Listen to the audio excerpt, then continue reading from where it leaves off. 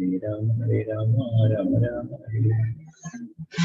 Hare Krishna, Krishna Krishna, Hare Hare, Hare Rama, Rama Rama, Hare Krishna, Krishna Krishna, Hare Hare, Hare Rama, Rama Rama, Hare Hare, Hare Krishna, Krishna Krishna, Hare Hare, Hare Rama, Rama Rama, Hare Hare, Hare Krishna, Krishna Krishna, Hare Hare, Hare Rama, Rama Rama, Hare Hare, Hare Krishna, Krishna Krishna, Hare Hare, Hare Rama, Rama Rama, Hare Hare, Hare Krishna, Krishna Krishna, Hare Hare, Hare Rama, Rama Rama, Hare Hare, Krishna Krishna,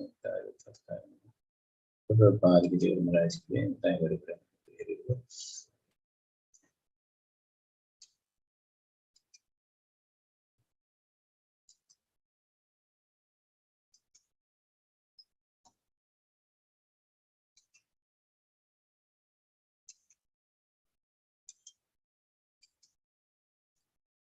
Hare Krishna. Chaitanya Charitamritam, Adi-Lila, Adhyayam 4. Sri Chaitanya Mahaprabhuവിന്റെ അവതാരത്തിന്റെ രഹസ്യ കാരണങ്ങളെ കുറിച്ചിട്ടാണ് ഈ അധ്യായത്തിൽ പറയുന്നത്.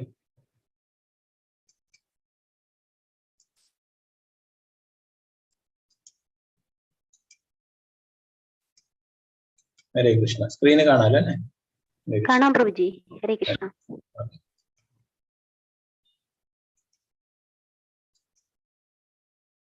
ഈ അധ്യായം കുറച്ച് വലുതാണ്. 270 ശ്ലോകങ്ങളുണ്ട്. കുറച്ച് സ്പീഡിൽ പോയാലേ നമുക്ക് ഒരു 2-3 ക്ലാസ്സിൽ തീരുക. നമുക്കിതിന്റെ സമ്മറി ആയിട്ടുള്ള കാര്യങ്ങൾ എന്താന്ന് നോക്കാം. ചൈതന്യ ചരിതാമൃതം എന്ന ഇതിഹാസത്തിന്റെ ഈ അധ്യായത്തിൽ ചൈതന്യ മഹാപ്രഭു അവതരിപ്പിച്ചത് പ്രധാനപ്പെട്ട 3 സ്വകാര്യ ഉദ്ദേശങ്ങൾക്ക് വേണ്ടിയായിരുന്നെന്ന് കൃഷ്ണദാസ് കവിരാജ് ഗോസ്വാമി ഒന്ന് പറയും. മഹാപ്രഭു അവതരിച്ചതിന്റെ 3 സ്വകാര്യ ഉദ്ദേശങ്ങൾ എന്താണെന്നുള്ളത്. കൃഷ്ണപ്രേമ വിനിമയത്തിന്റെ ആശ്രയ വിഗ്രഹമായ ശ്രീമതി രാധാറാണിയുടെ ഭാവം ആസ്വദിക്കുക എന്നതായിരുന്നു പ്രഥമ ഉദ്ദേശം. കൃഷ്ണൻ ശ്രീമതി രാധാറാണിയുമായുള്ള ദിവ്യ പ്രേമ വിനിമയങ്ങളുടെ സംഭരണിയാണ്. ആ പ്രേമ വിനിമയങ്ങളുടെ വിഷയം സാക്ഷാൽ ശ്രീകൃഷ്ണ ഭഗവാനും ആശ്രയം രാധാറാണിയും. അപ്രകാരം ആശ്രയമായ കൃഷ്ണൻ വിഷയമായ രാധാറാണിയുടെ സ്ഥാനത്ത് നിന്നുകൊണ്ട് പ്രേമരസം ആസ്വദിക്കാൻ ആഗ്രഹിച്ചു. തന്നിൽ തന്നെയുള്ള അതീന്ദ്രിയ പ്രേമരസം മനസ്സിലാക്കുകയായിരുന്നു ആവിർഭാവത്തിന്റെ 2ാമത്തെ കാരണം. ശ്രീകൃഷ്ണ ഭഗവാൻ മാധുര്യ സർവസ്വമാകുന്നു. കൃഷ്ണനോടുള്ള രാധാറാണിയുടെ ആകർഷണം അനുഭവിക്കുന്നതിലും സ്വന്തം അതീന്ദ്രിയ മാധുര്യം മനസ്സിലാക്കുന്നതിനും അവിടുത്തെ രാധാറാണിയുടെ മനോഭാവം സ്വീകരിച്ചു. ശ്രീ ചൈതന്യ മഹാപ്രഭു അവതരിച്ചതിന്റെ 3ാമത്തെ ലക്ഷ്യം രാധാറാണി രുചിച്ച അതേ ആനന്ദാനുഭൂതി ആസ്വദിക്കാനായിരുന്നു. രാധാറാണി അവിടുത്തെ സഹവാസം നിസ്സംശയം ആസ്വദിച്ചുവെന്ന് ഭഗവാൻ കരുതി. അവിടുന്ന് രാധാറാണിയുടെ സഹവാസം ആസ്വദിക്കുകയും ചെയ്തു. എങ്കിലും ആ ആധ്യാത്മിക യുഗളങ്ങൾ തമ്മിലുള്ള അതീന്ദ്രിയ പ്രേമരസ വിനിമയം കൃഷ്ണനേക്കാൾ സന്തോഷിപ്പിച്ചത് രാധാറാണിയായിരുന്നു. കൃഷ്ണന്റെ സഹവാസത്തിൽ രാധാറാണി കൃഷ്ണനേക്കാൾ കൂടുതൽ അതീന്ദ്രിയ നിർവൃതി അനുഭവിച്ചു. അത് മനസ്സിലാക്കാൻ അവിടുന്ന് രാധാഭാവം സ്വീകരിച്ചു. കൃഷ്ണനെ സംബന്ധിച്ച് രാധാറാണിയുടെ ഭാവത്തിൽ ആസ്വദിക്കുക എന്നത് അസാധ്യമായിരുന്നു. എന്തുകൊണ്ടെന്നാൽ അവളുടെ സ്ഥാനം അവിടെ നിന്ന് തികച്ചും അപരിചിതമായിരുന്നു. കൃഷ്ണൻ അതീന്ദ്രിയ പുരുഷനും രാധാറാണി അതീന്ദ്രിയ സ്ത്രീയുമാണ്. അതുകൊണ്ട് കൃഷ്ണനെ സ്നേഹിക്കുന്നതിന്റെ അതീന്ദ്രിയ ആനന്ദം അറിയുന്നതിന് ശ്രീമതി രാധാറാണിയുടെ വികാരങ്ങളും ശരീരകാന്തിയും സ്വീകരിച്ച് കൃഷ്ണൻ സ്വയം ചൈതന്യ മഹാപ്രഭുവായി പ്രത്യക്ഷപ്പെട്ടു. ശ്രീ ചൈതന്യ മഹാപ്രഭു അവതരിച്ചത് ഈ രഹസ്യ അഭിലാഷങ്ങൾ സഫലീകരിക്കുന്നതിനായിരുന്നു. മാത്രമല്ല ഹരേ കൃഷ്ണ കൃഷ്ണ കൃഷ്ണ ഹരേ ഹരേ, ഹരേ രാമ രാമ രാമ ഹരേ ഹരേ എന്ന കീർത്തനം ചെയ്യുന്നതിന്റെ വിശേഷാൽ പ്രാധാന്യം പ്രചാരം ചെയ്യുന്നതിനും അദ്വൈത പ്രഭുവിന്റെ ക്ഷണത്തിന് മറുപടി നൽകുന്നതിനുമാണ് മഹാപ്രഭു അവതരിച്ചത്. ഇവ 2ാം നിലയിലുള്ള കാരണങ്ങളാകും. ശ്രീ സ്വരൂപ ദാമോദര ഗോസ്വാമി ആയിരുന്നു ശ്രീ ചൈതന്യന്റെ വിശ്വസ്ത ഭക്തന്മാരിൽ മുഖ്യം. ഭഗവാന്റെ ഈ രഹസ്യ ലക്ഷ്യങ്ങൾ സ്വരൂപ് ദാമോദരന്റെ കുറിപ്പ് പുസ്തകം വെളിപ്പെടുത്തി.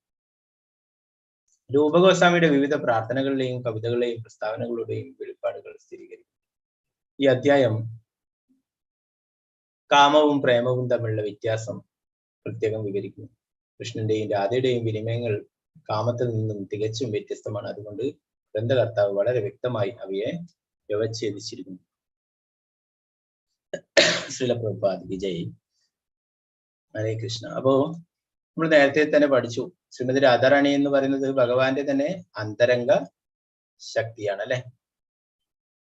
അപ്പോ അത് വെച്ചിട്ട് നമ്മൾ ഈ കാര്യങ്ങൾ മനസ്സിലാക്കണം, അല്ലാതെ വേറൊരു തരത്തിൽ ആവരുത്. അതുകൊണ്ടാണ് ഇവിടെ പറയുന്നത് കാമവും പ്രേമവും തമ്മിലുള്ള വ്യത്യാസം. ഇവിടെ ഈ ഭൗതിക ലോകത്ത് കാണുന്നതൊക്കെ കാമമാണ്. ആധ്യാത്മിക ലോകത്തുള്ള ഭഗവാനും രാധാറാണിയും ഒക്കെ ഉള്ളതാണ് യഥാർത്ഥ പ്രേമം. അപ്പോ അതുകൊണ്ട് തന്നെ ഈ കൃഷ്ണന്റെയും രാധാറാണിയുടെ ഒക്കെ ലീലകള് തികച്ചും ഇവിടെയുള്ള ഈ കാമത്തിൽ പോലുള്ളതല്ല, അത് അതീന്ദ്രിയമായിട്ടുള്ളതാണ്. അതുകൊണ്ട് തന്നെ കൃഷ്ണദാസ് കവിരാജ് ഗോസ്വാമി അതിനെ കുറിച്ച് വ്യക്തമായിട്ട് വിവരിച്ചിരിക്കുന്നു. ഇന്ന് ശ്രീല ജയദേവ് ഗോസ്വാമിയുടെ തിരോഭാവ ദിനമാണ്. ശ്രീല ജയദേവ് ഗോസ്വാമിയും ഇതുപോലെ തന്നെ ഭഗവാന്റെ അതീന്ദ്രിയമായിട്ടുള്ള ലീലകളെ കുറിച്ച് വിവരിച്ചു. ഗീതാ ഗോവിന്ദത്തിലൊക്കെ വളരെ മനോഹരമായിട്ട് ചൊല്ലി. ഭക്തി സിദ്ധാന്ത സരസ്വതി ഠാക്കൂർ പ്രഭുപാദരുടെ ഗുരു പറയുമായിരുന്നു, ഗീതാ ഗോവിന്ദം നമ്മൾ ചൊല്ലിക്കോളൂ, പഠിച്ചോളൂ, എന്നാൽ അതിന്റെ അർത്ഥം നമ്മൾ കൂടുതലായിട്ട് മനസ്സിലാക്കാനായിട്ട് പോകണ്ടായിരുന്നു. അത് നമ്മുടെ ഈ കുറഞ്ഞ ബുദ്ധിയിൽ മനസ്സിലാവില്ല. അപ്പൊ അതുപോലെ തന്നെ ഭഗവാന്റെ അതീന്ദ്രിയ ലീലകൾ, രാധാറാണിയുമായിട്ടുള്ള ലീലകളൊക്കെ അത് അതീന്ദ്രിയമായിട്ടാണ്. നമ്മുടെ ഈ ചെറിയ ബുദ്ധിയിൽ അത് മനസ്സിലാക്കുക വളരെ പ്രയാസമാണ്. അതിനെ കുറിച്ച് തന്നെ കൃഷ്ണദാസ് കവിരാജ് ഗോസ്വാമി തന്നെ പറയുന്നു. ഒന്നാമത്തെ ശ്ലോകം നോക്കാം. ഓം നമോ ഭഗവതേ വാസുദേവായ. ഭഗവതി വാസുദേവായ. ശ്രീ ചൈതന്യ പ്രസാദേന തദ്രൂപസ്യ വിനിർണയം ബാലവികുരുദേശാസ്ത്രം ദൃഷ്ട്വാ വ്രജവിലാസിന.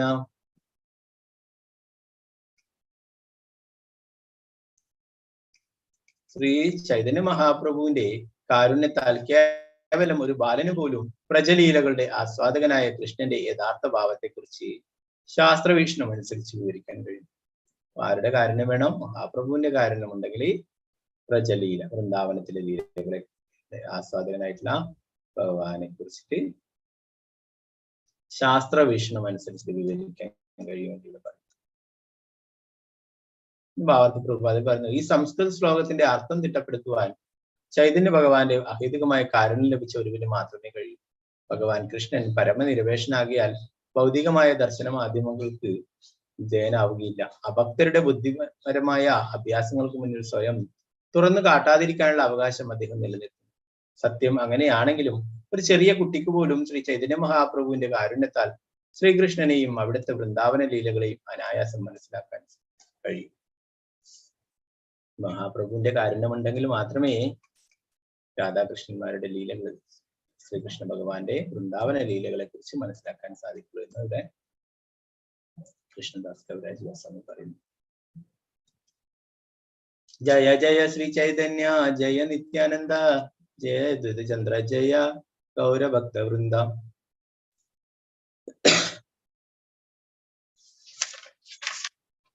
ഇതിന്റെ വിവർത്തനം ഞാൻ വായിക്കാം. ചൈതന്യ മഹാപ്രഭുവിന് എല്ലാ സ്തുതികളും, നിത്യാനന്ദ പ്രഭുവിന് എല്ലാ സ്തുതികളും, അദ്വൈതാചാര്യനും ഗൗരംഗ മഹാപ്രഭുവിനും ഭക്തവൃന്ദത്തിനും എല്ലാ സ്തുതികളും. നാലാമത്തെ ശ്ലോകത്തിന്റെ അർത്ഥം ഞാൻ വിവരിച്ചു. ഇപ്പോൾ ദയവായി 5-ാം ശ്ലോകത്തിന്റെ വിവരണം കേട്ടാൽ. മൂലശ്ലോകം വിശദീകരിക്കുന്നതിന് ഞാൻ ആദ്യം അതിന്റെ അർത്ഥം നിർദ്ദേശിക്കാം. 4-ാമത്തെ ശ്ലോകത്തിന്റെ സാരഭൂതമായ അർത്ഥം ഞാൻ ഈ അവതാരം ശ്രീ ചൈതന്യ മഹാപ്രഭു അവതരിച്ചത് ദിവ്യനാമകീർത്തനവും ഭഗവത് പ്രേമവും പ്രചരിപ്പിക്കുന്നതിനാണ്. ഇത് സത്യമാണെങ്കിലും ഇത് ഭഗവാന്റെ അവതാരത്തിനുള്ള ബാഹ്യ കാരണമാണ്. ഭഗവാന്റെ അവതാരത്തിനുള്ള ആന്തരംഗ കാരണം കേൾക്കൂ. ഭൂമിയുടെ ഭാരം ഇല്ലാതാക്കുന്നതിന് കൃഷ്ണൻ മുമ്പ് അവതരിച്ചിരുന്നു എന്ന് വേദശാസ്ത്രങ്ങൾ ഉദ്ഘോഷിക്കുന്നു. ഭൂഭാരം അകറ്റുന്നത് ആദിപുരുഷനായ ഭഗവാന്റെ കർത്തവ്യമല്ല, പരിപാലകനായ വിഷ്ണുവാണ് ലോകത്തെ സംരക്ഷിക്കുന്നത്. എന്നാൽ ഭൂഭാരഹരണത്തിനുള്ള കാലവും കൃഷ്ണന്റെ അവതാര കാലവും ഒരുമിച്ച് വന്നു. പരിപൂർണനായ ഭഗവാൻ അവതരിക്കുമ്പോൾ മറ്റെല്ലാ അവതാരങ്ങളും അവിടുന്ന് ഒന്നിച്ചു ചേരുന്നു. നാരായണൻ ചതുർവ്യൂഹ വിസ്തരണങ്ങൾ, വാസുദേവൻ, സംഘർഷണ, പ്രത്യുപ്ന, അനിരുദ്ധ, മത്സ്യം തുടങ്ങിയ ലീലാവതാരങ്ങൾ, യുഗാവതാരങ്ങൾ, മന്വന്തര അവതാരങ്ങൾ, അതുപോലെ മറ്റനേകം അവതാരങ്ങളും എല്ലാം കൃഷ്ണനിൽ പ്രവേശിക്കുന്നു. ഇപ്രകാരം പരിപൂർണതമനായ കൃഷ്ണൻ സ്വയം അവതരിക്കുന്നു. അതിനാൽ ആ സമയത്ത് വിഷ്ണു ശ്രീകൃഷ്ണ ഭഗവാന്റെ ശരീരത്തിൽ സന്നിഹിതനാണ്. ഭഗവാൻ കൃഷ്ണൻ അസുരന്മാരെ അവിടുന്നിലൂടെ വധിക്കുന്നു. അപ്രകാരം അസുര നിഗ്രഹം രണ്ടാമത്തെ കാരണം മാത്രമാണ്. അവതാരത്തിന്റെ മുഖ്യ കാരണം ഇപ്പോൾ ഞാൻ പറയാം. ഭഗവാന്റെ അവതാരേച്ഛ രണ്ട് കാരണങ്ങളിൽ നിന്നുണ്ടായതാണ്.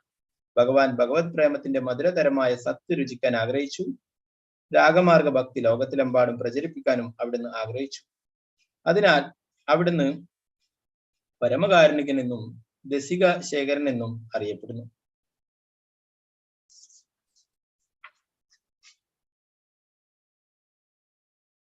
ശ്രീകൃഷ്ണ ഭഗവാൻ ചിന്തിച്ചു, പ്രപഞ്ചം മുഴുവൻ എന്റെ ഐശ്വര്യങ്ങളെ കുറിച്ചുള്ള ജ്ഞാനത്താൽ പൂരിതമായിരിക്കുന്നു. എന്നാൽ ഈ ഐശ്വര്യജ്ഞാനത്താൽ ശിഥിലമാക്കപ്പെട്ട പ്രേമം എന്നെ പ്രീതിപ്പെടുത്തുന്നില്ല. ഒരുവൻ എന്നെ ഭഗവാനെയും അവനെ സ്വയം താഴ്ന്നവനായും കരുതുന്ന പക്ഷം ഞാൻ അവന്റെ സ്നേഹത്തിന് വിധേയനാകുന്നില്ല. അതിന് എന്നെ നിയന്ത്രിക്കാനും കഴിയില്ല. എന്റെ ഭക്തൻ എന്നെ ഏതെല്ലാം അതീന്ദ്രിയ രസങ്ങളിൽ ആരാധിക്കുന്നുവോ അതിനനുസരിച്ച് ഞാൻ അവനുമായി പരസ്പര വിനിമയം ചെയ്യുന്നു. അതെന്റെ സ്വാഭാവികമായ പ്രകൃതമാണ്. എന്റെ ഭക്തന്മാർ ഏത് രീതിയിലാണോ എന്നെ ശരണം പ്രാപിക്കുന്നത് അതിനനുസരിച്ചുള്ള പ്രതിഫലം ഞാൻ അവർക്ക് നൽകുന്നു. അല്ലയോ കുന്തിപുത്ര, എല്ലാവരും എല്ലാ വിധത്തിലും എന്റെ മാർഗത്തെ പിന്തുടരും. ശ്രീമദ് ഭഗവത്ഗീതയിലുള്ള ആ ശ്ലോകം ഇവിടെ കൊടുത്തിരിക്കുന്നു. ഏതാമാം പ്രവർത്തന്റെ താംസദൈവ ഭജാമേ ആത്മാനു വർത്തന്റെ മനുഷ്യപാദ സർവശാനം. ഭഗവാനെ നമ്മൾ ഏത് രീതിയിലാണോ സമീപിക്കുന്നത് അതിനനുസരിച്ചുള്ള പ്രതിഫലം ഭഗവാൻ തരും. എന്റെ പുത്രൻ, എന്റെ സഖാവ്, എന്റെ പ്രിയതമനെന്ന മനോഭാവത്തോടെ ആരാണോ തന്നെ മുതിർന്നവനായും എന്നെ അവന് സമാനനായോ താഴ്ന്നവനായോ കരുതിക്കൊണ്ട് എന്നോടുള്ള പരിശുദ്ധ പ്രേമഭക്തി ഭാവത്തെ ആസ്വദിക്കുന്നത്, അതേ മനോഭാവത്തിൽ ഞാൻ അവനെ അധീനനായിത്തീരുന്നു. അപ്പോ ഓരോരോ രസത്തിലാണ് ഭഗവാനുമായിട്ട് ബന്ധം അല്ലെ. ശാന്തം, ദാസ്യം, സാഖ്യം, വാത്സല്യം, മാധുര്യം അല്ലെ. അപ്പോ അവരെങ്ങനെയാണോ ഭഗവാനെ സ്നേഹിക്കുന്നത് അതുപോലെ തന്നെ ഭഗവാൻ തിരിച്ചും അവരെ സ്നേഹിക്കും.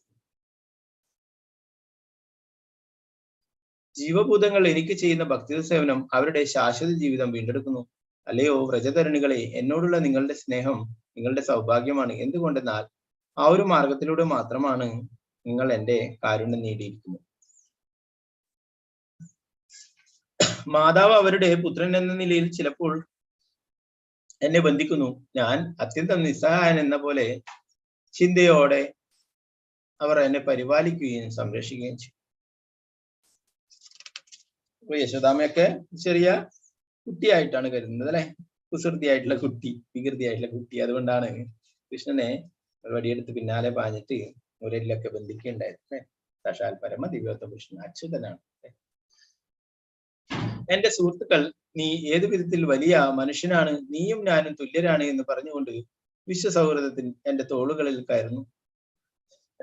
കൃഷ്ണന്റെ കൂട്ടുകാരൊക്കെ ആരെങ്കിലും പോയിട്ട് നിങ്ങളുടെ കൂട്ടുകാരൻ്റെ കൃഷ്ണൻ അവൻ ഭഗവാനാണ്, അവനെ മഹത്തായിട്ടുള്ള കാര്യങ്ങളൊക്കെ ചെയ്യുന്ന അവരെ വായൊക്കെ പൊത്തിരിച്ചിരിക്കും. എന്റെ കൂട്ടുകാരനോ കൃഷ്ണനോ അവൻ ഭഗവാനോ എന്നൊക്കെ പറഞ്ഞു അല്ലെ. അവർക്ക് എന്താണ്, ആ ഗോപന്മാർക്ക് അവരിലുള്ള ഒരാളാണ്, അവരുടെ കൂടെ ഉള്ള കൂട്ടുകാരനാണ്. എന്റെ പ്രിയപ്പെട്ടവളുടെ മുഖം വീർപ്പിച്ചുള്ള ശകാരം വേദസ്തുതികളിൽ നിന്നും എന്റെ മനസ്സിനെ കവർന്നെടുക്കും. ഈ പരിശുദ്ധ ഭക്തന്മാരോടൊപ്പം ഞാൻ അവതരിക്കുകയും വൈകുണ്ഠത്തിൽ പോലും അറിയപ്പെടാത്ത നാനാവിധ അത്ഭുത ലീലകൾ നിർവഹിക്കുകയും ചെയ്യും. എന്നെ പോലും വിസ്മയിപ്പിക്കുന്ന അത്തരം ലീലകൾ ഞാൻ പ്രചാരം ചെയ്യും. യോഗമായയുടെ സ്വാധീനം ഗോപികമാരിൽ ഞാൻ അവരുടെ ജാരകാമുകനാണെന്ന മനോഭാവം ജനിപ്പിക്കും. ഗോപികമാരോ ഞാനോ ഇത് അറിയുന്നില്ല. കാരണം ഞങ്ങളുടെ മനസ്സുകൾ എല്ലായ്പ്പോഴും പരസ്പര സൗന്ദര്യത്താലും ഗുണങ്ങളാലും ആനന്ദ പരിവേശത്തിലായിരിക്കും. ധാർമ്മിക കർത്തവ്യങ്ങളെ നഷ്ടപ്പെടുത്തുകയാണെങ്കിൽ പോലും പരിശുദ്ധമായ ആസക്തി ഞങ്ങളെ ഒന്നിപ്പിക്കും. വിധി ചിലപ്പോൾ ഞങ്ങളെ ഒരുമിച്ച് ചേർക്കുകയും വേർപിരിക്കുകയും ചെയ്യും. ഈ രസങ്ങളുടെ എല്ലാം സത്ത ഞാൻ ആസ്വദിക്കാം. ഇപ്രകാരം ഞാൻ എല്ലാ ഭക്തന്മാരെയും അനുഗ്രഹിക്കാം. അപ്പോൾ വ്രജവാസികളുടെ പരിശുദ്ധ സ്നേഹത്തെക്കുറിച്ച് ശ്രവിക്കുന്നതിലൂടെ ഭക്തന്മാർ ധർമ്മത്തിന്റെയും കാമ്യകർമ്മത്തിന്റെയും എല്ലാ ആചാരങ്ങളും ഉപേക്ഷിച്ച് രാഗഭക്തി മാർഗത്തിൽ എന്നെ ആരാധിക്കും. ഭക്തന്മാരോട് കരുണ കാട്ടുന്നതിന് കൃഷ്ണൻ മാനുഷിക രൂപത്തിൽ അവതരിച്ച് തന്റെ ലീലകൾ പ്രകടമാക്കുന്നു. അത്തരത്തിലുള്ള ലീലകൾ ശ്രവണം ചെയ്ത് ഒരുവൻ അവിടുത്തെ സേവനത്തിൽ മുഴുകണം. ഭക്തി സേവനത്തില് ആദ്യത്തെ പടിയാണ് അല്ലെ ശ്രവണം. ശ്രവണം, കീർത്തനം, സ്മരണം, പാദസേവനം, അർച്ചനം, വന്ദനം, ദാസ്യം, സാഖ്യം, ആത്മനിവേദനം. ഇതിൽ ഏറ്റവും പ്രധാനപ്പെട്ടതാണ് ശ്രവണം അല്ലെ. ആരെ കുറിച്ചിട്ട്? ഭഗവാനെ കുറിച്ചിട്ട് കേൾക്കണം അല്ലെ, ഭഗവാന്റെ സത്യത.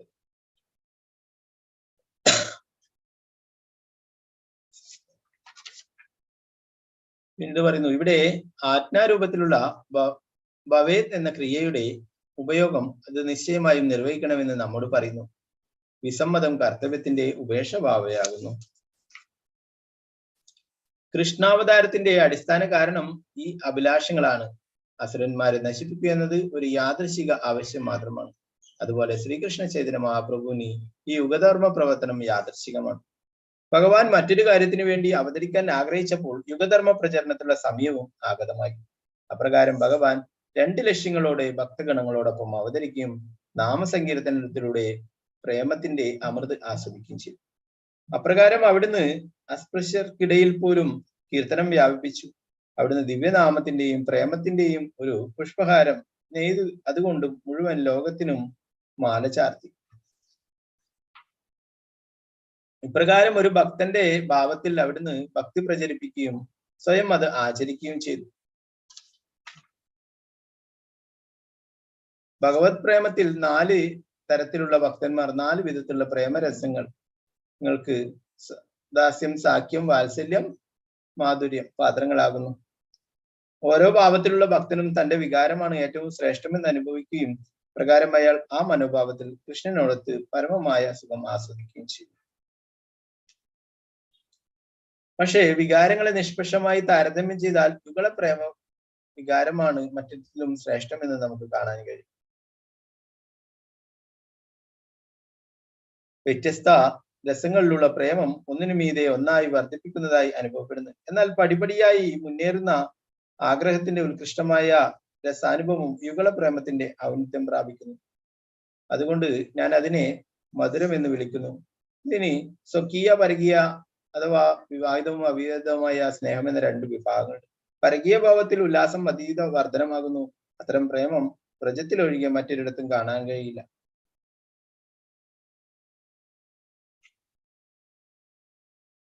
വ്രജധരണികളിൽ ഈ ഭാവം സീമാതീതമാണ്. എന്നാൽ ശ്രീമതി രാധാറാണിയിൽ ഇത് ഏറ്റവും പരിപൂർണമായി കാണപ്പെടുന്നു. അവളുടെ പരിശുദ്ധവും പക്വവുമായ പ്രേമം മറ്റുള്ളവരുടേതിനെ കവച്ചു വയ്ക്കുന്നു.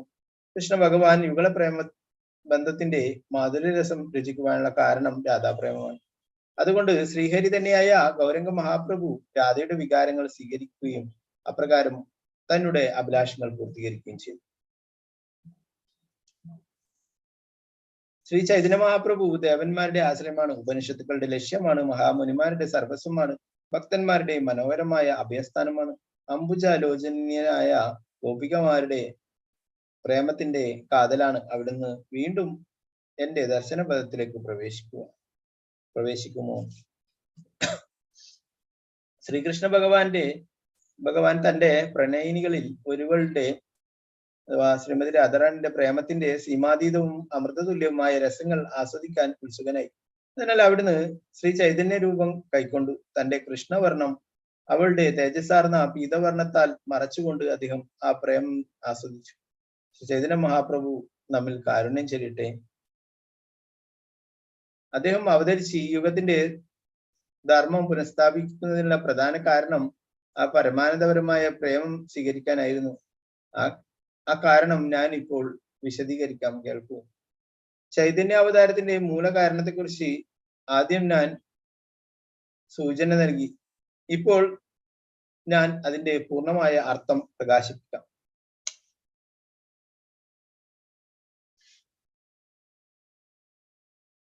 രാധാകൃഷ്ണന്മാരുടെ പ്രേമ വ്യവഹാരങ്ങൾ ഭഗവാന്റെ അന്തരംഗ സ്വാധീന ശക്തിയുടെ ആവിഷ്കാരങ്ങളാണ്. രാധാകൃഷ്ണന്മാർ ഒന്നു തന്നെയാണെങ്കിലും അവർ സ്വയം ശാശ്വതമായി വേർപെട്ടു. ഈ 2 പേരും ശ്രീകൃഷ്ണ ചൈതന്യന്റെ രൂപത്തിൽ ഇപ്പോൾ വീണ്ടും ഒന്നായിരിക്കുന്നു. ശ്രീകൃഷ്ണൻ തന്നെയാണെങ്കിലും ശ്രീമതി രാധാറാണിയുടെ വർണ്ണത്തിലും ഭാവത്തിലും സ്വയം പ്രത്യക്ഷനായ അദ്ദേഹത്തെ ഞാൻ നമിക്കുന്നു. ഈ ശ്ലോകം ശ്രീ സ്വരൂപ ദാമോദര ഗോസ്വാമിയുടെ കുറിപ്പുള്ള പുസ്തകത്തിൽ നിന്നാണ്. ശ്രീ ചൈതന്യ ഹരിനാമത്തിന്റെ ആദ്യത്തെ 14 ശ്ലോകങ്ങളിൽ 5-ാമത്തെ ശ്ലോകമാണ്. നമ്മൾ നേരത്തെ 1-ാമത്തെ അധ്യായത്തിൽ അഞ്ചാമതായിട്ടുള്ള ശ്ലോകമായിരുന്നു നമ്മൾ പഠിച്ചില്ലേ, രാധാകൃഷ്ണ പ്രണയ വികൃതി ആദിനി ശക്തി രസ്മാത് എന്നുള്ള ആ ശ്ലോകം. അപ്പോ ഭഗവാന്റെ അന്തരംഗ ശക്തിയാണ് രാധാറാണി എന്നുള്ളത്. രാധാകൃഷ്ണ ഏകാത്മാ ദ്വൈദേഹധരി അന്യോന വിലാസേ രസ ആസ്വാദനകരി. രാധയും കൃഷ്ണനും ഒന്നു തന്നെയാണ്, പക്ഷെ അവർ രണ്ട് ശരീരങ്ങൾ സ്വീകരിച്ചിരിക്കുന്നു. അങ്ങനെ അവർ പരസ്പരം പ്രേമരസം ആസ്വദിക്കുന്നു.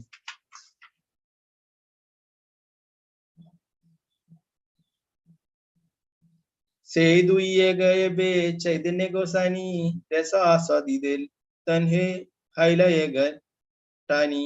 ഇപ്പോൾ രസാസ്വാദനാർത്ഥം അവർ ശ്രീ ചൈതന്യ മഹാപ്രഭുവായി ഒരേ ദേഹത്തിൽ അവതരിച്ചിരിക്കുന്നു.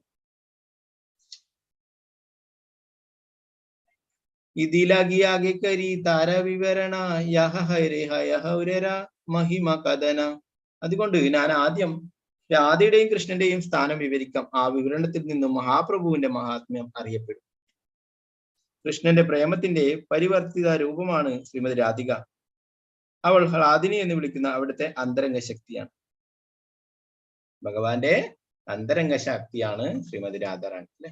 ആ രാധാറാണിയുടെ വിസ്തരണങ്ങളാണ് മറ്റുള്ളവരൊക്കെ, അഷ്ടസഖിമാരും മഞ്ചരിമാരും അവരൊക്കെ രാധാറാണിയിൽ നിന്ന് തന്നെ ഉണ്ടായിട്ടുള്ള വിസ്തരണങ്ങളാണ്. ഭഗവാൻ എങ്ങനെയാണോ അനേകം വിസ്തരണങ്ങൾ ഉണ്ടായിട്ടില്ല, അതുപോലെ തന്നെയാണ് ഭഗവാന്റെ അന്തരംഗ ശക്തിയായിട്ടുള്ള ശ്രീമതി രാധാറാണിയുടെ വിസ്തരണങ്ങളാണ് മറ്റുള്ളവരൊക്കെ, മറ്റുള്ള ഗോപികമാരൊക്കെ. അപ്പൊ അതിനൊന്നും നമ്മൾ വേറൊരു തലത്തിൽ ഒരിക്കലും കാണാനായിട്ട് ശ്രമിക്കണം. സാധിനി ശക്തി കൃഷ്ണന് ആനന്ദം നൽകുകയും അവിടുത്തെ ഭക്തന്മാരെ പോഷിപ്പിക്കുകയും ചെയ്യുന്നു. കൃഷ്ണന്റെ സ്വരൂപം ശാശ്വതവും ജ്ഞാനപൂർണവും ആനന്ദപൂർണവുമാവുന്നു. ഭഗവാൻ സച്ചിദാനന്ദമയനാണ്. അവിടുത്തെ ഏകമായ ആത്മീയ ശക്തി മൂന്നായി പ്രകടമാകും: സത്ത്, ചിത്ത്, ആനന്ദം. ഹ്ലാദിനെ അവിടുത്തെ പരമാനന്ദത്തിന്റെയും സന്ധിനെ അവിടുത്തെ നിത്യ അസ്തിത്വത്തിന്റെയും സംവിത്ത് അവിടുത്തെ ജ്ഞാനം അഥവാ പ്രേരണശക്തിയുടെയും ഭാവങ്ങളാകുന്നു.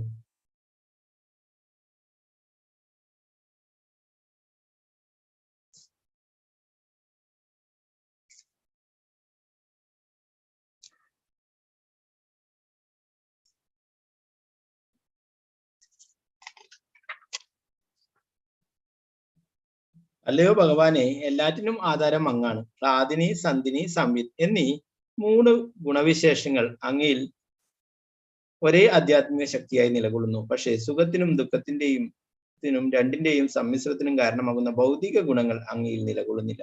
എന്തെന്നാൽ അങ്ങേക്ക് ഭൗതിക ഗുണങ്ങളില്ല അല്ലെ. ഭഗവാനെ ഭൗതികമായിട്ടുള്ള ഗുണങ്ങളില്ല. ഭഗവാനെ നിർഗുണൻ എന്ന് വിശേഷിപ്പിക്കും ചില ആൾക്കാർ. ഭഗവാൻ ഒരു ഗുണവും ഇല്ലാത്ത, അങ്ങനെയല്ല അല്ലെ. ഭഗവാന് ഭൗതികമായിട്ടുള്ള ഗുണങ്ങളൊന്നുമില്ല. ഭഗവാന്റെ ഇതെല്ലാം അതീന്ദ്രിയമായിട്ടുള്ള ഗുണങ്ങളാണ്. സന്ധിനി ശക്തിയുടെ സാരാംശം വിശുദ്ധ സത്വമാണ്. കൃഷ്ണ ഭഗവാന്റെ അസ്തിത്വം ഇതിൽ നിലകൊള്ളുന്നു. കൃഷ്ണ ഭഗവാന്റെ മാതാപിതാക്കളും ധാമവും ഗൃഹവും ശയ്യകളും ഇരിപ്പിടങ്ങളും എല്ലാം ശുദ്ധ സത്വത്തിന്റെ രൂപാന്തരങ്ങളാണ്.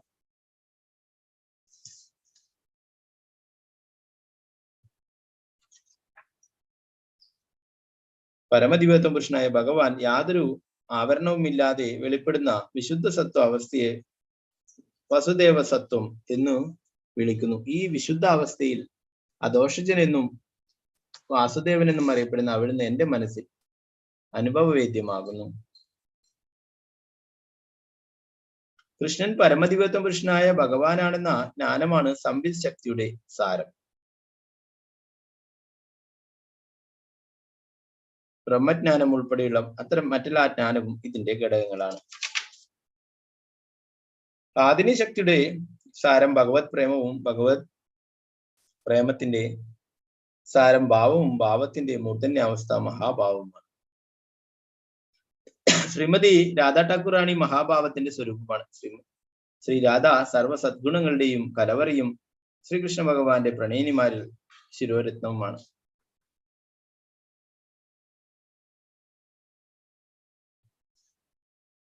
ഈ രണ്ട് ഗോപികമാരിൽ രാധാറാണിയും ചന്ദ്രാവലിയും ശ്രീമതി രാധാറാണി എല്ലാ രീതിയിലും ശ്രേഷ്ഠയാണ്. മഹാഭാവത്തിന്റെ സ്വരൂപമായ അവർ സദ്ഗുണങ്ങളിൽ മറ്റെല്ലാവരെയും അതിക്രമിക്കുന്നു. അവളുടെ മനസ്സും ഇന്ദ്രിയങ്ങളും ശരീരവും കൃഷ്ണപ്രേമത്തിൽ മുഴുകിയിരിക്കുന്നു. കൃഷ്ണന്റെ സ്വശക്തിയായ അവൾ അവിടുന്ന് ലീലകളിൽ സഹായിക്കുന്നു. സാധാരണ സ്വധാമമായ ഗോലോകത്തിൽ തന്റെ ദിവ്യ പ്രതിരൂപവും ആനന്ദശക്തിയുടെ മൂർത്തിഭാവവുമായ രാധയോടൊപ്പം നിവസിക്കുന്ന ആദിപുരുഷനായ ഗോവിന്ദനെ അനുഭജിക്കുന്നു. രാധാറാണിയുടെ അത്തരം സഖികൾ അവളുടെ തിരുമേനിയുടെ വിസ്തരണങ്ങളാണ്. ആ വിശ്വസ്ത സഖിമാരെല്ലാം ശാശ്വതവും ആനന്ദമയമായ ആത്മീയ രസത്തിൽ നിമഗ്നനായിരിക്കുന്നു. ഇത് ബ്രഹ്മസമിതിയിൽ നിന്നുള്ള വരികളാണ്. ആനന്ദ ചിന്മയരസ പ്രതിഭാവിദാസ്മി താപിർവയേവ നിജരൂപയാ കലാപി നിജരൂപതയാ കലാപി ഗോലോകയേവ നിസത്യഖിലാത്മഭൂതോ ഗോവിന്ദമാദിപുരുഷം തമഹം ഭജാമി എന്ന്. ശ്രീമതി രാധാറാണിയുടെ വിസ്തരണങ്ങളാണ് മറ്റുള്ള ഗോപികമാരൊക്കെ സഖിമാരൊക്കെ. കൃഷ്ണന്റെ പ്രണയിനിമാർ അവിടുന്ന് രസങ്ങൾ ആസ്വദിക്കുന്നതിനും ലീലകൾ ആടുന്നതിനും എങ്ങനെ സഹായിക്കുന്നു എന്ന് ദയവായി ഇപ്പോൾ കേൾക്കൂ.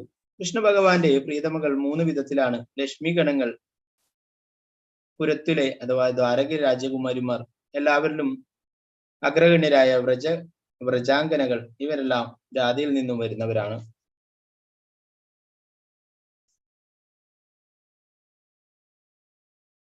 അവതാരി കൃഷ്ണയച്ചേ കരേ അവതാര അംശിനി രാധാഹൈതേ തീനഗണേര വിസ്താര. ശ്രീകൃഷ്ണ ഭഗവാൻ സർവ അവതാരങ്ങളുടെയും ഉറവിടമായിരിക്കുന്നത് പോലെ ശ്രീരാധയാണ് എല്ലാ സഹചാരന്യമാരുടെയും ഉറവിടം. അപ്പോ എല്ലാ ഗോപികമാരും സഖിമാരും ഒക്കെ എവിടുന്ന വരുന്നത്? ശ്രീമതി രാധാറാണി. ഭാഗ്യദേവതകൾ ശ്രീമതി രാധികയുടെ ഭാഗിക പ്രത്യക്ഷങ്ങളും രാജ്ഞിമാർ രാധികയുടെ പ്രതിച്ഛായയുടെ പ്രതിഫലനങ്ങളുമാണ്. സമഗ്ര വിസ്തരണങ്ങളായ ഐശ്വര്യ ദേവതകൾ അവളുടെ വൈഭവ വിലാസങ്ങളും രാജ്ഞിമാർ അവളുടെ വൈഭവ പ്രകാശത്തിന്റെ പ്രകൃതമുള്ളവരുമാണ്. വ്രജ ദേവിമാർക്ക് വിഭിന്നമായ ശാരീരിക സവിശേഷതകളാണ്. അവർ രാധികയുടെ വിസ്തരണങ്ങളും രസവികാസത്തിന് കാരണങ്ങളുമാണ്. അനേകം സഹചാരിണികളില്ലാത്ത രസത്തിൽ അത്ര ഉല്ലാസം ഉണ്ടാവുകയില്ല. അതുകൊണ്ട് ഭഗവാന്റെ ലീലകളിൽ സഹായിക്കുന്നതിന് രാധാറാണിയുടെ അസംഖ്യം ആവിഷ്കാരങ്ങളുണ്ട്. അവർക്കിടയിൽ വ്രജത്തിൽ വിവിധ മനോവികാരങ്ങളും രസങ്ങളുമുള്ള സഖികളുടെ നിരവധി സംഘങ്ങളുണ്ട്. അവർ ശ്രീകൃഷ്ണ ഭഗവാനെ രാസനൃത്തത്തിന്റെയും ഇതര ലീലകളുടെയും എല്ലാ മാധുര്യങ്ങളും ആസ്വദിക്കുന്നതിന് സഹായിക്കുന്നു.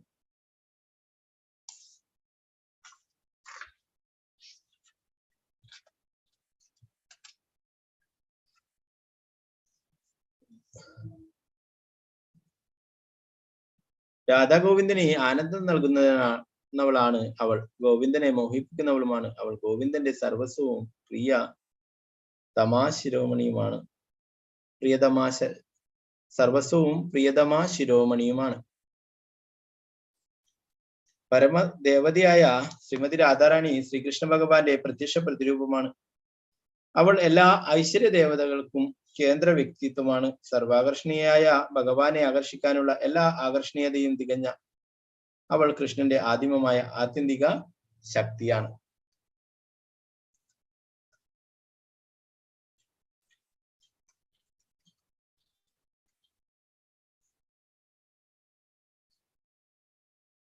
ദേവി എന്നാൽ സമുജ്ജലവും സുന്ദരമായ എന്നാണ് അർത്ഥം. അല്ലെങ്കിൽ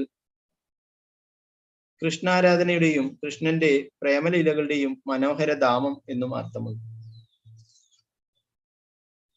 കൃഷ്ണമയി എന്നാൽ അകത്തും പുറത്തും കൃഷ്ണനുള്ളവർ എന്നർത്ഥം. തന്റെ ദൃഷ്ടി പതിക്കുന്നിടത്തെല്ലാം അവൾ കൃഷ്ണനെ കാണുന്നു. ജീവഗോസ്വാമിയുടെ ആ ഒരു യുഗളാഷ്ടകത്തിലെ ഒരു വരികളുണ്ട്.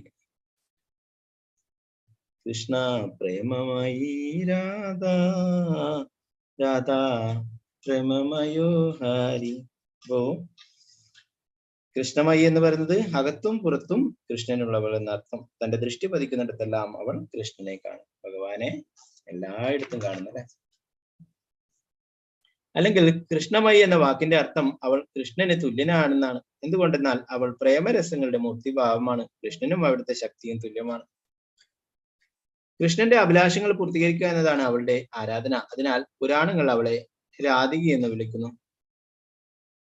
രാധ എന്ന നാമം ആരാധന എന്ന മൂലപദത്തിൽ നിന്ന് വന്നതാണ്. അതിനാൽ കൃഷ്ണനെ ആരാധിക്കുന്നതിൽ എല്ലാവരെയും കവച്ചു വെക്കുന്ന ഏറ്റവും മികച്ച സേവികയെ രാധിക എന്ന് വിളിക്കുന്നു. ഭഗവാന്റെ ഏറ്റവും പ്രിയപ്പെട്ട ഭക്തിയാണ് രാധാറാണി അല്ലെ. ആണ് നമ്മൾക്ക് ഭഗവാന് സേവനങ്ങൾ ചെയ്യുന്നത് രാധാറാണിയാണ്. അപ്പൊ ആ രാധാറാണിയുടെ കാരണമുണ്ടെങ്കിൽ മാത്രമേ നമുക്കും ഭഗവാന് സേവനങ്ങൾ ചെയ്യാം അല്ലെ. അതുകൊണ്ടാണ് നമ്മൾ ഹരേ കൃഷ്ണ മഹാമന്ത്രം ജപിക്കുമ്പോൾ ഹരേ എന്ന് വിളിക്കുന്നത് ഭഗവാന്റെ തന്നെ അന്തരംഗ ശക്തിയായിട്ടുള്ള രാധാറാണിയാണ്. ഞങ്ങളെയും ഭഗവാന്റെ സേവനത്തിൽ ഉൾപ്പെടുത്താനായിട്ട് രാധാറാണിയോട് പ്രാർത്ഥിക്കുന്ന നമ്മൾ ഭഗവാന്റെ ഭക്തിയുടെ സേവനങ്ങൾ ചെയ്യാനായിട്ട് ഞങ്ങളെയും സഹായിക്കണം, ഞങ്ങളെയും അതിൽ ഉൾപ്പെടുത്തണം എന്നത്. ആരാണ് ഭഗവാനെ എല്ലാ സേവനങ്ങളും ചെയ്യുന്ന ആദ്യത്തെ ഭഗവാൻ ഏറ്റവും പ്രിയപ്പെട്ട ഭക്ത ശ്രീമതി രാധാറാണി.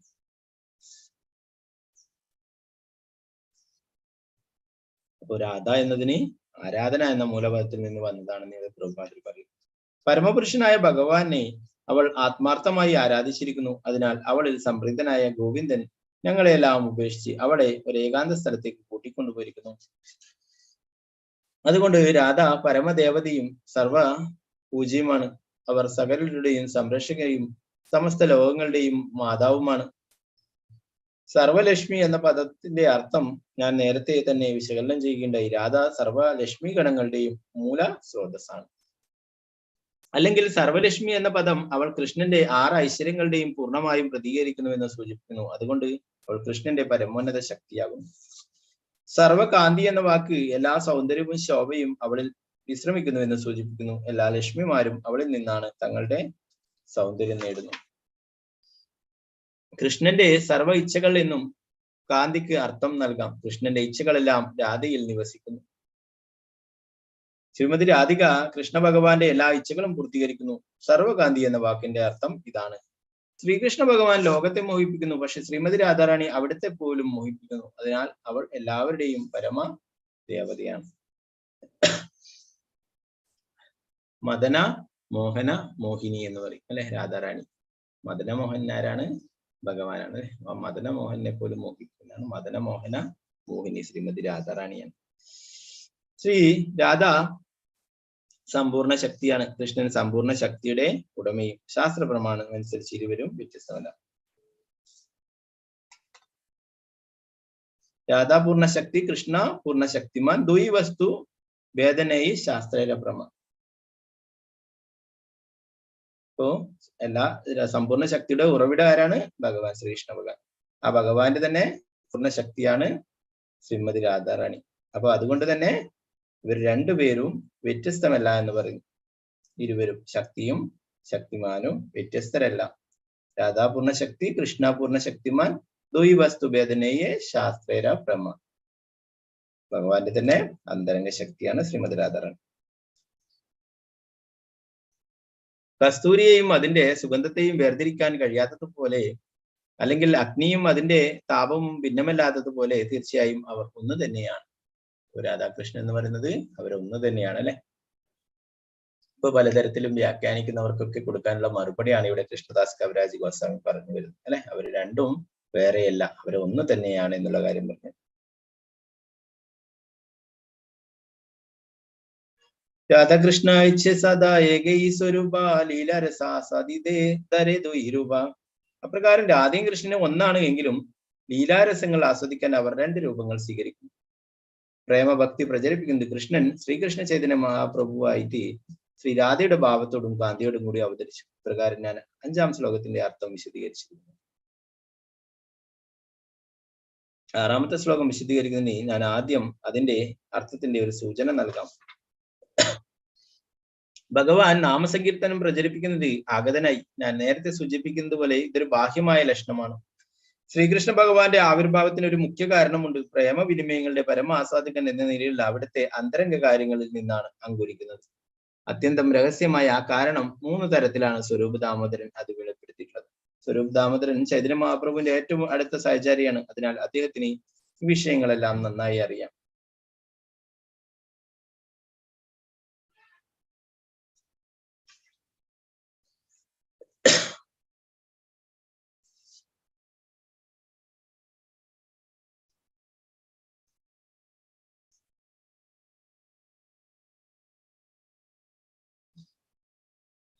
ഇവിടെ സ്വരൂപ് ദാമോദർ എന്ന് പറയുന്ന പ്രഭുപാദരുടെ പറയുന്നു. സ്വരൂപ് ദാമോദർ രാധാറാണിയുടെ ദ്വിതീയ വിസ്തരണമായ ലളിതാദേവിയായി തിരിച്ചറിയപ്പെടുന്നു. എന്നാൽ കവി കർണപൂരന്റെ ആധികാരികമായ ഗൗര ഗണദേശ ദീപികയുടെ 160 ശ്ലോകം സ്വരൂപ ദാമോദരനെ ഗോലോക വൃന്ദാവനത്തിൽ ഭഗവാനെ സേവിക്കുന്ന അതേ വിശാഖാദേവിയായി വിവരിക്കുന്നു. അതുകൊണ്ട് രാധാറാണിയുടെ മനോഭാവം അനുഭവിക്കുവാൻ മഹാപ്രഭുവിനെ സഹായിക്കുന്ന രാധാറാണിയുടെ തന്നെ നേരിട്ടുള്ള വിസ്തരണമായി ശ്രീരൂപ ദാമോദരനെ മനസ്സിലാക്കണം. അപ്പോ ലളിത സഖിയാണ്. എന്നാൽ കവികർണപൂരയുടെ ഗൗര ഗണദേശ ദീപികയിൽ പറയുന്നു അത് രാധാറാണിയുടെ തന്നെ വിസ്തരണമായിട്ടുള്ള വിശാഖ സഖിയാണെന്ന് പറയുന്നു. അപ്പോ രണ്ടുപേരും രാധാറാണിയുടെ വിസ്തരണം തന്നെയാണ് അല്ലെ. അപ്പോ ആ സ്വരൂപ് ദാമോദരന് എല്ലാ കാര്യങ്ങളും പൂർണ്ണമായിട്ടും അറിയാം. അപ്പോ ആ കവികർണപുരിയുടെ ഗൗര ഗണദേശ ദീപിക ഇന്നലെ ആരൊക്കെ ചോദിച്ചിരുന്നു അല്ലെ. ഞാൻ അതിന്റെ ലിങ്ക് ഞാൻ ചാറ്റിൽ ഷെയർ ചെയ്ത് തരാം. അപ്പോൾ നിങ്ങൾക്ക് അതിൽ പോയിട്ട് ക്ലിക്ക് ചെയ്ത് കഴിഞ്ഞാൽ അത് വായിക്കാൻ പറ്റും.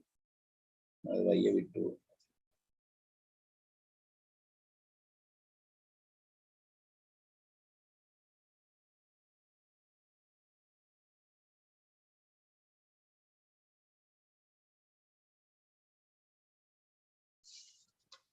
ഓക്കെ, ഞാൻ അയക്കാം. ചൈതന്യ മഹാപ്രഭുവിന്റെ അന്തരംഗം ശ്രീ രാധയുടെ ഭാവങ്ങളുടെ പ്രതിബിംബമാണ്. അതുകൊണ്ട് അവിടെ സന്തോഷത്തിന്റെയും സന്താപത്തിന്റെയും വികാരങ്ങൾ നിരന്തരം ഉയരുന്നു.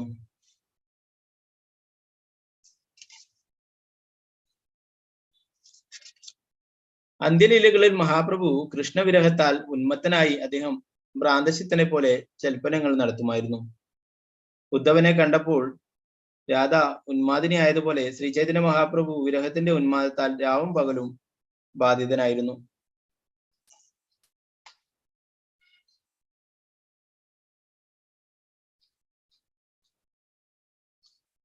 പ്രഭുപാദർ പറയുന്നു, കൃഷ്ണവിരഹത്തിന്റെ ഭാവത്തിലുള്ള ആരാധനാ രീതിയാണ് യഥാർത്ഥ ഭഗവത് ആരാധനയെന്ന് ശ്രീ ചൈതന്യ മഹാപ്രഭുവിന്റെ പാതാരവിന്ദങ്ങളുടെ ആശ്രയത്തിലുള്ളവർക്ക് മനസ്സിലാക്കാൻ കഴിയും. വേർപാടിന്റെ വേദന അത് തീവ്രമാകുമ്പോൾ ഒരുവൻ കൃഷ്ണനെ കണ്ടുമുട്ടുന്ന നിലയിലെത്തി. ഭക്തന്മാരെന്ന് പറയപ്പെടുന്ന സൈജരെ പോലുള്ളവർ കൃഷ്ണനെ വൃന്ദാവനത്തിൽ കണ്ടുമുട്ടുന്നെന്ന് വെറുതെ സങ്കല്പിക്കുന്നു. അത്തരം ചിന്ത ചിലപ്പോൾ പ്രയോജനകരമാകാം. എന്നാൽ വാസ്തവത്തിൽ കൃഷ്ണനെ കണ്ടുമുട്ടാൻ കഴിയുന്നത് ശ്രീ ചൈതന്യ മഹാപ്രഭു പഠിപ്പിച്ച വിരഹഭാവത്തിലൂടെയാണ്. രാത്രിയിൽ അവിടുന്ന് ദുഃഖത്തോടെ സ്വരൂപ് ദാമോദരന്റെ കണ്ടത്തിൽ കൈചുറ്റി പരസ്പര ബന്ധമില്ലാതെ സംസാരിച്ചു. ആനന്ദമൂർച്ചയിൽ ഹൃദയം തുറന്നു പറഞ്ഞു. എപ്പോഴെങ്കിലും ഒരു പ്രത്യേക വികാരം അവിടുത്തെ ഹൃദയത്തിൽ ഉണരുമ്പോൾ സ്വരൂപ് ദാമോദരൻ ഗാനങ്ങൾ ആലപിച്ചും അല്ലെങ്കിൽ അതേ സ്വഭാവത്തിലുള്ള ശ്ലോകങ്ങൾ പാരായണം ചെയ്തും അവിടുത്തെ സംതൃപ്തനാക്കി. ഈ ലീലകൾ ഇപ്പോൾ വിശകലനം ചെയ്യേണ്ടതില്ല. അവ ഞാൻ പിന്നീട് വിശദമായിട്ട് പറയാം. മുമ്പ് വ്രജത്തിൽ കൃഷ്ണൻ അവിടുത്തെ പ്രായത്തിൽ 3 ഘട്ടങ്ങൾ ബാല്യം, കൗമാരം, കൈശോരം എന്നിവ പ്രദർശിപ്പിക്കുകയുണ്ടായി. അവിടുത്തെ കൈശോരം പ്രത്യേകം പ്രാധാന്യം അർഹിക്കുന്നു. വാത്സല്യ പ്രേമം കൃഷ്ണന്റെ ശൈശവത്തെ സഫലമാക്കി. ബാല്യം സഖാക്കൾക്കൊപ്പം സഫലമായി. കൗമാരത്തിൽ അവിടുന്ന് രാസനൃത്തം പോലെയുള്ള ലീലകൾ ശ്രീമതി രാധാറാണിയോടും മറ്റു ഗോപികമാരോടും ആസ്വദിച്ചു. കൈശോരത്തിൽ ശ്രീകൃഷ്ണ ഭഗവാൻ തന്നുടെ 3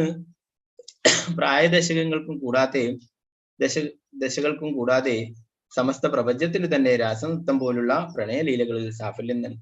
ഭഗവാൻ മധുസൂദനൻ തന്റെ കൈശോര ലീലകൾ ശരത്കാല രാത്രികളിൽ രത്നതുല്യമായ ഗോപികമാരുടെ മധ്യത്തിൽ ആസ്വദിച്ചു. പ്രകാരം അവിടുന്ന് ലോകത്തിന്റെ എല്ലാ ദൗർഭാഗ്യങ്ങളും അകറ്റി.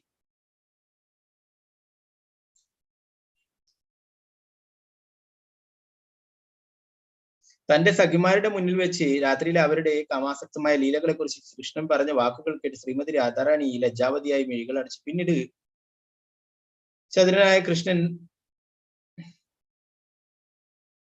ശ്രീ രാധയോടും അവളുടെ സഖിമാരോടും അവിടുത്തെ കൈശോര ലീലകൾ സഫലീകരിച്ചു. അല്ലയോ പൗർണമാസി, ശ്രീഹരി ശ്രീമതി രാധാറാണിയോടൊപ്പം മധുരയിൽ അവതരിച്ചില്ലായിരുന്നെങ്കിൽ ഈ സമഗ്ര സൃഷ്ടിയുടെയും പ്രത്യേകിച്ചും കാമദേവനും പ്രയോജനരഹിതമാവുന്നു. എല്ലാ രസങ്ങളുടെയും ധാമമായ ശ്രീകൃഷ്ണ ഭഗവാൻ മുമ്പ് പ്രേമരസങ്ങളുടെ സത്ത ഇപ്രകാരം സർവർണം ചെയ്തിട്ടുണ്ടെങ്കിലും അവിടുന്ന് 3 അഭിലാഷങ്ങൾ പൂർത്തീകരിക്കാൻ കഴിഞ്ഞിരുന്നില്ല. അവ ആസ്വദിക്കുന്നതിന് അവിടുന്ന് ശ്രമങ്ങൾ നടത്തിയിരുന്നെങ്കിലും അത് സാധിച്ചിരുന്നില്ല. അവിടുന്ന് ആദ്യത്തെ ആഗ്രഹം ഞാൻ വിശദീകരിക്കാം. കൃഷ്ണൻ പറയുന്നു, എല്ലാ രസങ്ങളുടെയും ആദി കാരണം ഞാനാണ്. പരമസത്യമായ ഞാൻ പൂർണ്ണ ആനന്ദമായനാണ്. പക്ഷേ രാധാറാണിയുടെ പ്രേമം എന്നെ ഉന്മത്തനാക്കുന്നു. എന്നെ എപ്പോഴും വിഹ്വലനാക്കുന്ന രാധയുടെ പ്രേമശക്തി എനിക്ക് അറിയില്ല. രാധികയുടെ പ്രേമമാണ് എന്റെ ഗുരു ഞാനോ അവളുടെ നൃത്തവിദ്യാർത്ഥിയും. അവളുടെ പ്രേമം എന്നെ കൊണ്ട് നാനാവിധ നൂതന നൃത്തങ്ങൾ ചെയ്യിക്കുന്നു. ശ്രീമതി രാധാറാണിയുടെ പ്രേമം ആസ്വദിക്കുന്നതിൽ നിന്ന് എനിക്ക് ലഭിക്കുന്ന ആനന്ദത്തിന്റെ കൊടിമടങ്ങ് അവൾ അവളുടെ പ്രേമത്താൽ ആസ്വദിക്കുന്നു.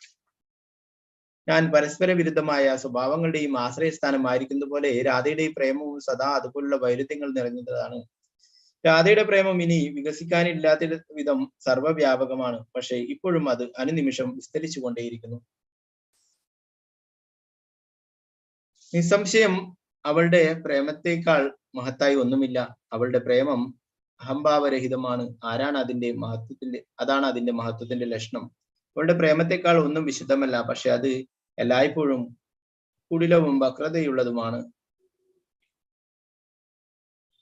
മുരാസുരന്റെ ശത്രുവായ കൃഷ്ണനോടുള്ള രാധയുടെ അനുരാഗത്തിന് സർവസ്തുതികളും. സർവ്വവ്യാപിയെങ്കിലും അത് അനുനിമിഷം വളരാനുള്ള പ്രവണത കാട്ടുന്നു. ഗൗരവമുള്ളതെങ്കിലും അത് ഗർവില്ലാത്തതാണ്. പരിശുദ്ധമെങ്കിലും എല്ലായ്പ്പോഴും കാപട്യത്തിന്റെ വക്രതയുള്ളതുമാണ്. ശ്രീ രാധിക ആ പ്രേമത്തിന്റെ പരമമായ ആശ്രയവും താൻ അതിന്റെ വിഷയവും മാത്രമാണ്. പ്രേമത്തിന്റെ വിഷയമാകുന്ന എനിക്ക് അവകാശപ്പെട്ട ആനന്ദം ഞാൻ അനുഭവിക്കുന്നു. പക്ഷെ പ്രേമത്തിന്റെ ആശ്രയമായ രാധയുടെ ആനന്ദമോ എന്റേതിനേക്കാൾ കോടി മടങ്ങാണ് താനും. ആ ആശ്രയധാമം അനുഭവിക്കുന്ന അതേ ആനന്ദം രുചിക്കാൻ എന്റെ മനസ്സ് വെമ്പൽ കൊള്ളുന്നു. പക്ഷേ എത്ര യത്നിച്ചിട്ടും എനിക്കത് ആസ്വദിക്കാൻ കഴിയുന്നില്ല. അത് ആസ്വദിക്കാൻ എന്താണ് ഒരു ഉപായം? എപ്പോഴെങ്കിലും ആ പ്രേമത്തിന്റെ ആശ്രയധാമമാകാൻ കഴിഞ്ഞിരുന്നെങ്കിൽ എനിക്കതിന്റെ ആനന്ദം അനുഭവിക്കാൻ സാധിക്കുമായിരുന്നു. ഈ വിധത്തിൽ ചിന്തിച്ച ശ്രീകൃഷ്ണ ഭഗവാൻ ആ പ്രേമം ആസ്വദിക്കാൻ അതീവ കൗതുകമുള്ളവനായി ആ പ്രേമം ആസ്വദിക്കുന്നതിനുള്ള ആകാംക്ഷാഭരിതമായ അഭിലാഷം അവിടുത്തെ ഹൃദയത്തിൽ ജനിച്ചു. ഇതാണ് ഒരാഗ്രഹം. ഇപ്പോൾ ദയവായി മറ്റൊന്നിനെ പറ്റി കേൾക്കൂ. സ്വന്തം സൗന്ദര്യം ദർശിച്ച ശ്രീകൃഷ്ണ ഭഗവാൻ ഇങ്ങനെ ചിന്തിക്കാൻ ആരംഭിച്ചു. എന്റെ മാധുര്യം അത്ഭുതകരവും അനന്തവും പൂർണ്ണവുമാണ്. ത്രിലോകങ്ങളും ആർക്കും അതിന്റെ പരിധി കണ്ടെത്താൻ കഴിയില്ല. തന്നുടെ പ്രേമത്തിന്റെ ബലത്താൽ രാധികയ്ക്ക് മാത്രമേ എന്റെ മാധുര്യ അമൃതത്തെ പൂർണ്ണമായി രുചിക്കുവാൻ കഴിയുള്ളൂ. രാധയുടെ പ്രേമം ഒരു കണ്ണാടി പോലെ നിർമ്മലമാണെങ്കിലും അതിന്റെ പരിശുദ്ധി ഓരോ നിമിഷവും വർദ്ധിക്കുന്നു. എന്റെ മാധുര്യത്തിന് വർദ്ധിക്കാൻ ഇനി ഇടമില്ല. എങ്കിലും അത് ആ ദർപ്പണത്തിന് മുന്നിൽ ഒരു നവ സൗന്ദര്യത്തോടെ തിളങ്ങുന്നു.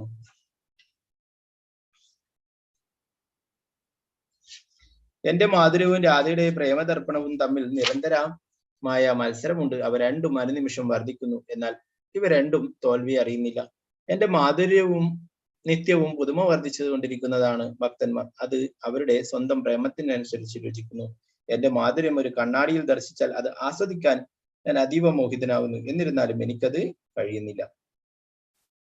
അത് ആസ്വദിക്കാൻ ഒരു മാർഗത്തെക്കുറിച്ച് ആഴത്തിൽ ചിന്തിച്ചാൽ രാധികയുടെ സ്ഥാനത്തിന് വേണ്ടി ഞാൻ വെമ്പൽ കൊള്ളുന്നതായി കാണുന്നു.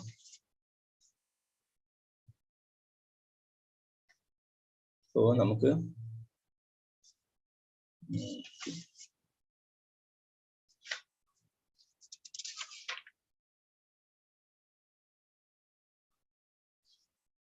ഇപ്പൊ 145 ശ്ലോകം എടുത്തേ. അപ്പൊ അതിന്റെ ഭാവാർത്ഥം കൂടി നോക്കി നമുക്ക് നിർത്താം. കൃഷ്ണന്റെ ആകർഷണീയത അത്ഭുതകരവും അപരിമിതമാണ്. ആർക്കും അതിന്റെ സീമ നിർണ്ണയിക്കാനാവില്ല.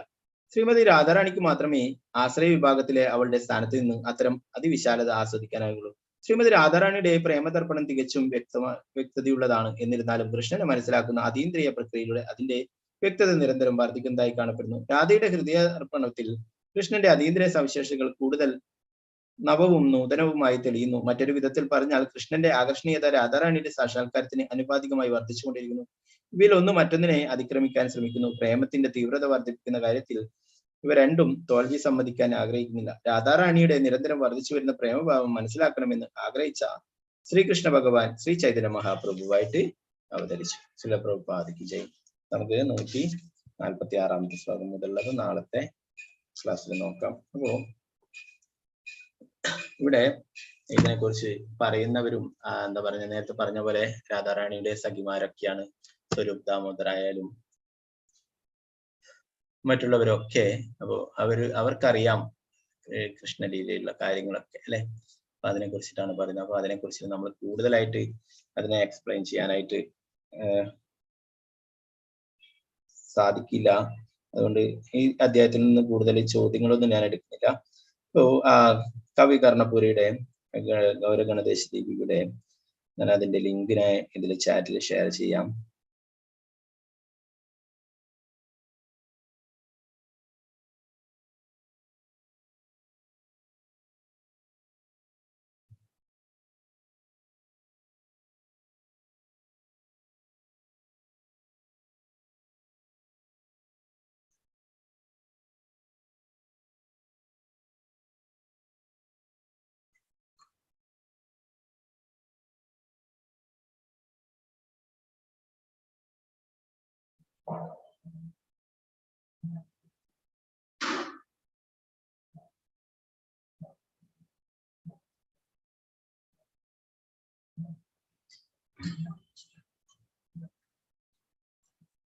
ഓക്കെ, ഞാൻ ചാറ്റിൽ ഇട്ടിട്ടുണ്ട് ആ ലിങ്ക്. അപ്പോൾ അത് നിങ്ങൾക്ക് വായിച്ചു നോക്കാം. പോയിട്ട് അതിൻ്റെ അകത്ത് ഓരോരോ ആൾക്കാരും മഹാപ്രഭുവിന്റെ കൂടെയുള്ള നിത്യാനന്ദ പ്രഭുവും ഗംഗാധര പണ്ഡിറ്റ്, അദ്വൈതാചാര്യ, അങ്ങനെ എല്ലാ പാർഷദന്മാരെ കുറിച്ചിട്ടും പൂർണ്ണമായിട്ടും വിവരിച്ചിരുന്നു. അവരൊക്കെ കൃഷ്ണലീലയിലുള്ളവർ തന്നെയാണ് ചൈതന്യ മഹാപ്രഭുവിന്റെ ലീലയിലും വന്നിട്ടുള്ളത്. അപ്പൊ ആധികാരികമായിട്ട് അവർക്ക് പറയാൻ പറ്റും. സ്വരൂപ് ദാമോദരായ, രാമാന്തരായ, അവരൊക്കെ അഷ്ടസഖിമാരെ, ലളിത, വിശാഖ എന്നിവരൊക്കെയാണ്. അപ്പോൾ കൃഷ്ണദാസ്, കവിരാജ് ഗോസ്വാമി ഒക്കെ മഞ്ചരിയായിട്ടുള്ളവരാണ്. അപ്പൊ അവർക്കൊക്കെ അതിന്റെ ആധികാരികമായിട്ടുള്ള കാര്യങ്ങൾ പറയാനായിട്ട് സാധിക്കും. അപ്പൊ അത് അവര് പറഞ്ഞു തരുന്നു. നമ്മൾ ഇതിനെക്കുറിച്ച് കൂടുതലായിട്ട് നമ്മൾ അതിനെ കുറിച്ചിട്ട് ആഴത്തിൽ മനസ്സിലാക്കാനായിട്ട് ശ്രമിക്കേണ്ട. അത് നമുക്കൊരിക്കലും സാധിക്കില്ല. നേരത്തെ ഞാൻ പറഞ്ഞല്ലോ, ജയദേവ് ഗോസ്വാമിയുടെ ഗീതാ ഗോവിന്ദം അത് നമ്മൾ ചൊല്ലിക്കൊള്ളൂ, കേട്ടോളൂ എന്ന് പറയുന്നത് ഭക്തിസിദ്ധാന്ത സരസ്വതി ഠാക്കൂർ പറയുന്നു, പ്രഭാതരുടെ ഗുരു. അതിന്റെ അർത്ഥം നമ്മൾ മനസ്സിലാക്കാനായിട്ട് സാധിക്കും. അതുപോലെ തന്നെ ഭഗവാന്റെ ഈ അതീന്ദ്രിയ ലീലകളെ കുറിച്ച് നമുക്ക് കൂടുതലായിട്ട് ഒരിക്കലും മനസ്സിലാവില്ല.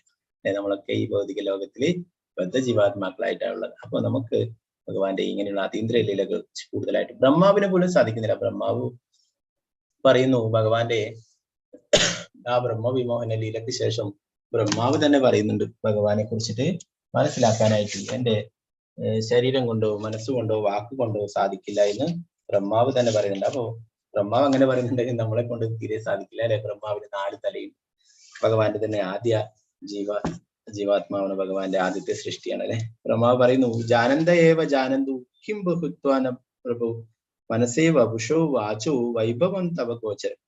എനിക്ക് കൃഷ്ണനെ കുറിച്ച് എല്ലാം അറിയാം എന്ന് പറയുന്നവരുണ്ട്. അവരങ്ങനെ തന്നെ കരുതിക്കോട്ടെ. എന്നെ സംബന്ധിച്ചിടത്തോളം ഇക്കാര്യത്തെ കുറിച്ച് കൂടുതൽ സംസാരിക്കാൻ ഞാൻ ആഗ്രഹിക്കുന്നില്ല. ഭഗവാനെ, ഒന്ന് മാത്രം ഞാൻ പറഞ്ഞുകൊള്ളട്ടെ, അങ്ങയുടെ വൈഭവങ്ങൾ എനിക്ക് മനസ്സുകൊണ്ടോ ശരീരം കൊണ്ടോ വാക്കുകൾ കൊണ്ടോ എത്തിച്ചേരാവുന്നതല്ല എന്ന് പറയുന്നു. ഒരിക്കലും നമുക്ക് ഭഗവാന്റെ അതീന്ദ്രിയ ലീലകളെ കുറിച്ച് നമുക്ക് പൂർണ്ണമായിട്ടും മനസ്സിലാക്കാനായിട്ട് സാധിക്കില്ല. നമ്മുടെ ആചാര്യ പരമ്പരയിൽ കൂടി പറഞ്ഞു തരുന്നത് നമ്മൾ അത് ഉൾക്കൊള്ളുക. നമ്മൾ അതിനെ കൂടുതലായിട്ട് ഡൗട്ട് ചെയ്യരുത് ഒരിക്കലും. അപ്പൊ എല്ലാവർക്കും നന്ദി. ഞാനത് ചാറ്റിൽ ഇട്ടിട്ടുണ്ട്, എല്ലാവർക്കും കിട്ടിയിട്ടുണ്ടാകുന്ന ഇരിക്കുന്നു. ഇതിൽ നിന്ന് ഈ ചാപ്റ്ററിൽ നിന്ന് ഞാൻ ക്വസ്റ്റ്യൻസ് ഒന്നും എടുക്കുന്നില്ല. ഹരേ കൃഷ്ണ. അപ്പൊ എല്ലാവർക്കും ചാറ്റിൽ കിട്ടിയോ?